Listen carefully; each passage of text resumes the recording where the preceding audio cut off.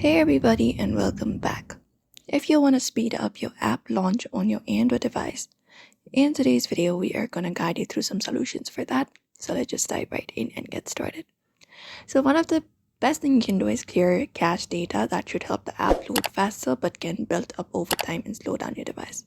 So you can basically hold the application, for example Insta, and go to their info.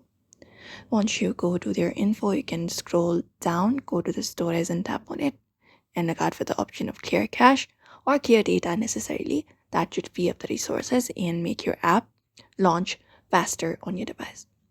Apart from that, what you can do is you can just go over and limit the background processes. So go to settings for that. And once you go to settings, you need to have the developer options on. You can turn it on and go to developer options. And you can limit the background processes. You can scroll down and go to the background process limit section. This one right here. And usually you can change the Windows animation skill. You can turn it on or look out for background processes as well here. Sometimes you can find it up. And within background processes, tap on it. And you can select it up to just no background processes or standard limit. And that should boost up the performance. Also, you can look out for this Windows animation skill. You can reduce or disable the animation. You can tap on Windows transition and something like that and set it to 1.1x or 0.5x. That should speed up your app launch on your Android phone.